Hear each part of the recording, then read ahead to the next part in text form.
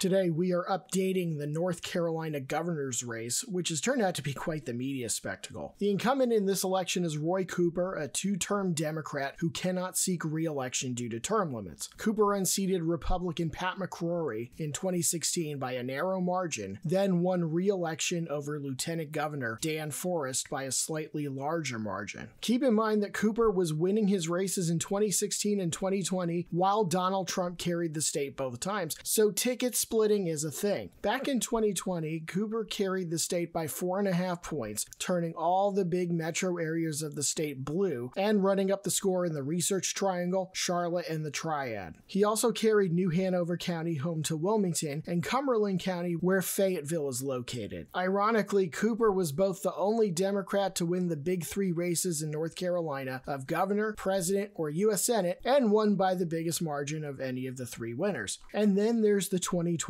race. It pits Democratic Attorney General Josh Stein against Republican Lieutenant Governor Mark Robinson. If you pay attention to any news at all, you've probably heard about this race. Robinson was making headlines before the big expose on CNN, and for not so great reasons. Like we said on our gubernatorial update video, which you can find right here on our YouTube channel, Robinson, through his brief public career, has been caught on camera making a number of inflammatory comments about various groups and people. I won't repeat them, but they exist and they probably wouldn't be that hard to find. Then, back in September, there was a CNN report which alleged that Robinson frequented an adult website and made many inflammatory and inappropriate comments there as well, which he denies. Since then, as of September 27th, several key staffers of Robinson's have resigned, including his campaign manager and campaign finance chief. Two GOP governors, Georgia's Brian Kemp and Tennessee's Bill Lee, also withdrew their endorsements of Robinson. For what it's worth, Donald Trump has not, and claimed not to know what's happening. As you might expect, polling for Robinson has not been good. Polling averages do not mean the most to me sometimes for varying reasons, but Stein's lead has been large and consistent since the summer. Robinson's only leads were earlier in 2024 with high numbers of undecideds. For a more current example, the Marist poll of likely voters between September 19th and 24th gave Stein a 54-43 lead with just 2% undecided. That same poll had Kamala Harris and Donald Trump tied. Both of these results are believable. There were very clear indications that Stein is on his way to winning this race. For one thing, that's not necessarily out of character for this state. You probably think of North Carolina as a reddish state, but GOP governors are rare. Pat McCrory was one term and out in the 2010s, and North Carolina has had exactly 2 Republican governors since Ronald Reagan was elected in 1980. That's a total of 3 gubernatorial election wins in the last 44 years, and this is shaping up as another potential loss. There might be some Carolina basketball fans out there, so I'm going to use a sports analogy to describe Stein's campaign over the next 6 weeks. He's going to go to the Dean Smith four corners offense. For those not in the know, this was a strategy before the shot clock existed in college basketball. They would just pass the ball amongst each other and dribble out the clock. Kind of like taking a knee in football, but for longer. Stein basically needs to dribble out the clock at this point without anything horrible happening to his campaign, and he'll most likely win. His campaign is probably not unaware of this because you don't interrupt your opponent when they're making mistakes and are caught in an avalanche of bad press. Even the aforementioned McCrory called Robinson, quote, a ticking time bomb, so I don't think the GOP's holding out a lot of hope for him. At this point, I think their main concern is saving Trump in the state. We have this race as likely Democratic as of late September, and as long as nothing else significant changes, that's probably where it's going to stay. Robinson was a controversial candidate from the minute he got into the race. His past comments and apparently candidacy flaws were known when the primary occurred, but the GOP nominated him anyway. Should Robinson lose and hurt Donald Trump in North Carolina in the process, they won't have anyone to blame but themselves. Yet, the Democrats in the state are not complaining. Check out more on election 2024 at electionyard.com and follow us on social media.